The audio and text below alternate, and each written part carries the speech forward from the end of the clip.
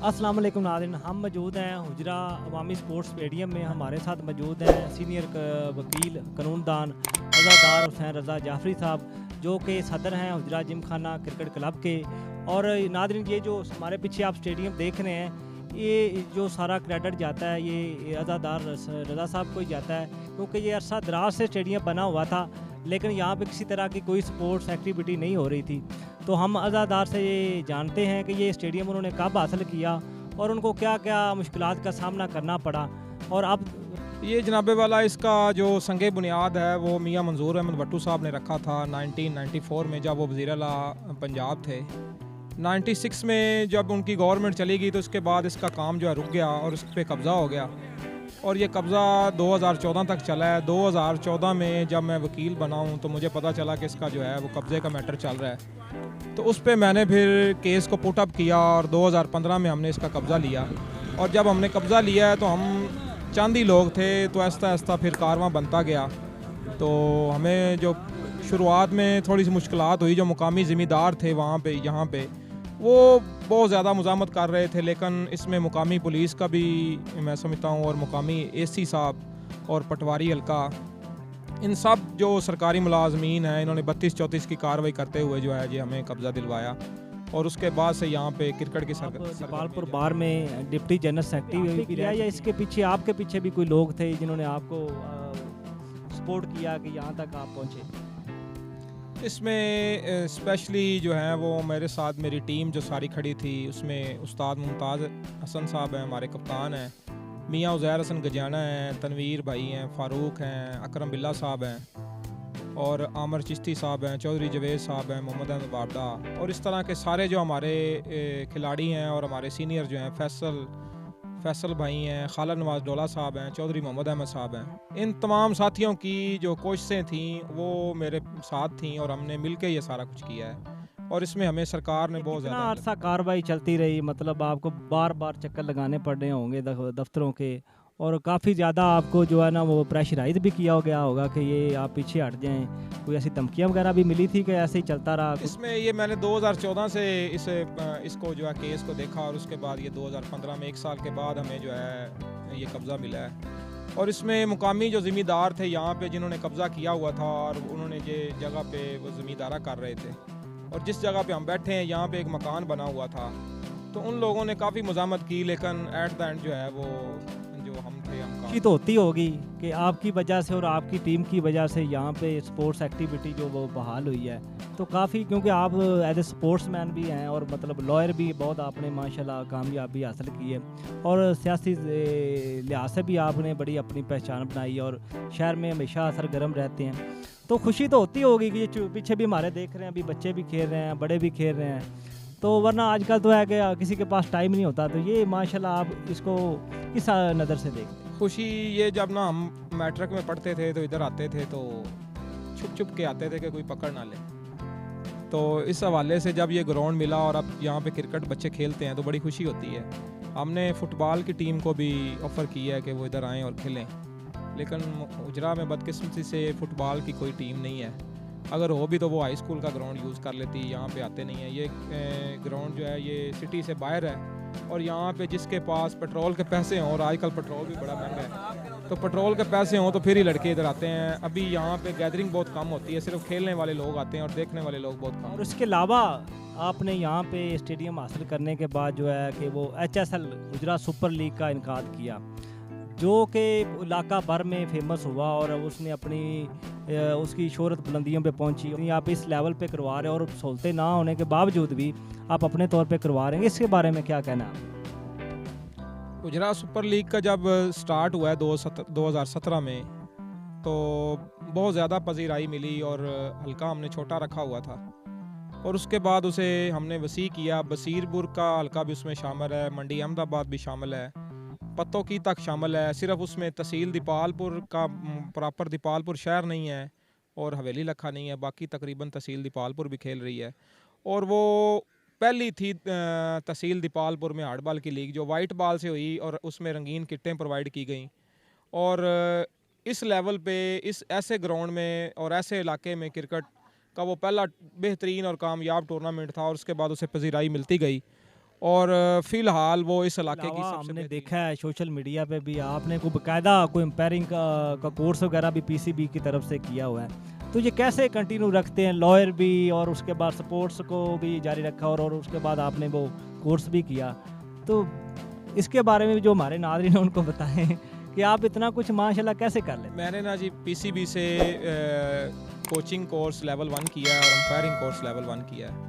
अगस्त में ना असल में हमें छुट्टियां होती हैं कचहरी से, तो मेरी कोशिश होती है कि जो अगस्त में कोर्स हो रहा हो तो वो मैं फिर कर लेता हूँ, ताकि मेरा जो वकालत का शोबा है वो भी डिस्टर्ब ना हो और ये जो मेरा शौक़ है ये भी साथ पूरा होता रहे। तो मैं जितने भी कोशिश करता हूँ काम जो मेरे ज़्यादा से ज़्यादा काम है वो मैं अगस्त में ही करता हूँ।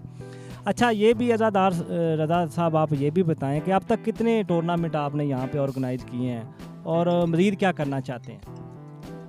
हमने यहाँ पे अभी तक जो है वो 5 टूर्नामेंट ऑर्गेनाइज़ किए हैं और छठा जारी है, उसका फ़ाइनल रहता है। और इसके अलावा यहाँ पे और भी लीग्स होती हैं जिनमें से मैंने एक टीम बना रखी है हुजरा रैम्स के नाम से, वो तकरीबन 2 टूर्नामेंट विन कर चुकी है यहाँ पे 4 टूर्नामेंट में से, और चौथे का जो भी फाइनल बाकी है उसमें भी हुजरा रैम की टीम जो है वो फाइनल में है, वो सितंबर में होना है फाइनल। यहाँ पे अभी कुछ पता चला हमें हल्के से कि आपने यहाँ इस स्टेडियम के लिए कोई ग्रांट वगैरह भी मंजूर करवाई है, वो कितनी ग्रांट मंजूर हुई है और क्या क्या रुकावटों का सामना करना पड़ा, क्योंकि ये तो एफिलेटेड ही नहीं था, तो आपने इतनी कितनी कोशिश की और किस तरह ये मुमकिन हुआ कि यहाँ पे आप ग्रांट लेके आए।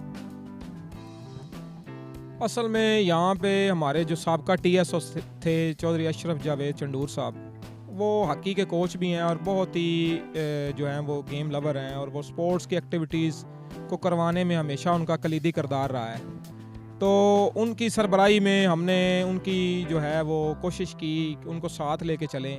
राजोवाल के सरदार काशफ, मैं और अशरफ जावेद चंडूर साहब जो हैं, हमने मुतद्दद बार जो है वो DG sports, Punjab sports board जो हॉकी स्टेडियम में इनका ऑफिस है, तो वहाँ पे उनसे मुलाकातें की हैं और जाके कोशिश की कि वो इस ग्राउंड के लिए, तो इसका ना एक NOC रहता था जो कि ये जगह है असल में महकमा नहर की।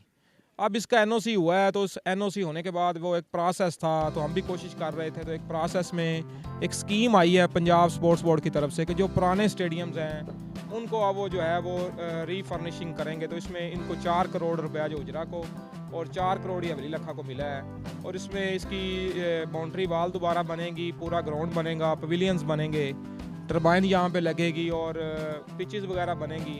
तो तकरीबन ये दोबारा स्टेडियम बनने जा रहा है इंशाल्लाह ताला। तो हम बड़े खुश हैं, और इसमें सरदार काशिफ कंबोज साहब और अशरफ जावेद चंडूर साहब की बहुत ही मावनत। इसके अलावा आप इस स्टेडियम को और शहर की हुजरा सिटी की स्पोर्ट्स को किस लेवल पे देखना चाहते हैं, और जो नौजवान अभी तक यहाँ पर नहीं आ रहे, ख़ासतौर नौजवानों के लिए आप क्या मैसेज देना चाहते हैं। हुजरा तो दरकिनार रह गया, पूरे पाकिस्तान की जो स्पोर्ट्स है वो 30 साल पीछे है। आप पूरी वर्ल्ड में चले जाएं, वहाँ पे स्पोर्ट्स का जो फैसिलिटीज़ हैं वो बहुत ज़्यादा हैं, और प्राइमरी से ही बच्चे को जो है स्पोर्ट्स पे पढ़ाई भी जाती है और सिखाई भी जाती है। लेकिन हम पूरी दुनिया से पीछे हैं। एक क्रिकेट ही है जिसको पूरी ये कौम लेके चल रही है, दूसरी बहुत ज़्यादा गेमें हैं जो फ़र्द वाहिद भी कर सकता है, जिस तरह हमारे गोल्ड मेडलिस्ट अभी जीत कर आए हैं अरशद नदीम भाई, नेज़ाबाजी, गोला थ्रो, इस तरह के, और जेवलिन थ्रो है, थाली है, ऐसे गेम्स हैं जिनको फ़र्द वाहिद खेल सकता है। लेकिन यहाँ पे लोग गेमों की तरफ कम हैं, और जो है वो बिलियर्ड, वो भी एक गेम है लेकिन वो उस तरह की हेल्दी गेम नहीं है जिसमें आपकी जो है जिस्मानी नशोनुमा हो। इस जैसी गेमों में वो लोग जो हैं वो अपना टाइम सर्व करते हैं, और आजकल मोबाइल ने भी जो है नौजवान को अपनी तरफ दावत दे रखी है, और नौजवान ग्राउंड्स में बहुत कम आते हैं। हमारी कोशिश है कि हुजरा से कम अज़ कम हम चाहते हैं कि 100 मीटर का कोई अच्छा जो है एथलीट्स उसे तैयार किया जाए, फुटबॉल का अच्छा कोई टीम तैयार की जाए, इस तरह हॉकी का भी हम चाहते हैं। हमारी कोशिश यही है कि जितनी ज़्यादा गेमें होंगी उतने ही लोग यहाँ के सेहतमंद रहेंगे और अस्पतालों से दूर रहेंगे। जी नाज़रीन, इसी के साथ हम आपसे इजाज़त चाहेंगे। उम्मीद करते हैं आपको अज़ादार हुसैन रज़ा जाफरी साहब जो कि एडवोकेट हैं उनकी बातें पसंद आई होंगी। लेकिन इस वक्त हम मौजूद हैं हुजरा अवामी स्पोर्ट्स स्टेडियम में, और हमारे साथ मौजूद हैं ड्रैगन क्रिकेट क्लब के सदर सरदार शाहिद हसन जफ़र साहब, और उसके अलावा हमारे साथ मौजूद हैं खसूसी कावत जिनकी है इस क्लब को बनाने में राना रमज़ान अतीक साहब, जो कैप्टन है ड्रैगन क्रिकेट क्लब के। तो हम अभी बात करते हैं सरदार शाहिद हसन जफ़र साहब से कि उन्होंने ये क्लब ड्रैगन क्रिकेट क्लब कब बनाया और बनाने का क्या मकसद था और अब तक इनके पास कितने रजिस्टर्ड खिलाड़ी हैं। जी अस्सलाम वालेकुम। जी वालेकुम सलाम, बहुत शुक्रिया जनाब, आपने मैं खिदमत का मौका दिया। ये स्ट्रगल तो हमारी 13 से जारी है, 2013 से, लेकिन प्रॉपर जो नाम दिया गया ड्रैगन क्रिकेट क्लब और हसन अली आके उसने इफ्तिताह किया, तो 2019 की बात है ये। तो उस वक्त से ये स्ट्रगल जारी है और मेहनत कर रहे हैं। इंशाल्लाह तो आज इस मुकाम तक पहुँचे हैं। तो हमारे रजिस्टर्ड खिलाड़ी जो हैं वो 30 हैं, क्योंकि पीसीबी की जानब से इससे ज़्यादा रजिस्टर्ड नहीं हो सकते। लेकिन हम अल्हम्दुलिल्लाह हमारे क्लब की तादाद बहुत अच्छी है, अब तकरीबन। इसके अलावा हम बात करते हैं राना रमज़ान अतीक साहब से, जो कैप्टन है ड्रैगन क्रिकेट क्लब के। उनसे भी पूछते हैं कि अब तक इधर से इनकी क्लब के खिलाड़ी किस लेवल तक खेल रहे हैं पाकिस्तान में और कितने खिलाड़ियों को इन्होंने ग्रूम किया है। जी अस्सलाम वालेकुम। वालेकुम अस्सलाम।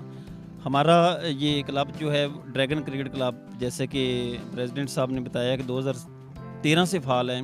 हमारे क्लब में ये पूरी एक एग्जेक्टिव बॉडी बनी हुई है, जिसमें सदर है, चेयरमैन है और बाकी जनरल काउंसिल के जो मेंबर हैं वो सारे इसमें शामिल हैं। इस क्लब को ये भी एजाज़ हासिल है कि चेयरमैन जो है वो इंटरनेशनल खिलाड़ी हैं, राना मोहम्मद असगर साहब, जो कि यूएई की तरफ से इंटरनेशनल क्रिकेट खेल चुके हैं। तो वो बच्चों को काफ़ी गाइड करते हैं, कोचिंग करते हैं उनकी। तो हमारे लिए ये बड़े एजाज़ की बात है। और दूसरी बात ये है कि हमारे जो अचीवमेंट्स हैं उसमें हमारे डिस्ट्रिक्ट में, सीनियर डिस्ट्रिक्ट में हमारा लड़का फैज़ुर्रहमान खेल कर आया है, उसने सौदर्न पंजाब में टॉप किया। उसके साथ साथ अंडर 13 में मोहम्मद अब्दुल्ला, उसकी सिलेक्शन हुई सौदर्न पंजाब में। तो क्लब ने 2019-20 में एक इवेंट करवाया था ड्रैगन चैम्पियनशिप के नाम से, जिसमें पूरे पंजाब से 32 टीमों ने हिस्सा लिया था। तो वो बहुत बड़ा इवेंट था। बाकी हम लोग कोशिश करते रहते हैं कि अपनी सेल्फ फंडिंग से, सेल्फ फाइनेंस से मैनेज करके इसको बेहतर करने की। जी नाज़रीन, आपको उम्मीद करते हैं कि ये काफ़ी हद तक समझ आई होगी, काफ़ी इन्फॉर्मेशन मिली होगी।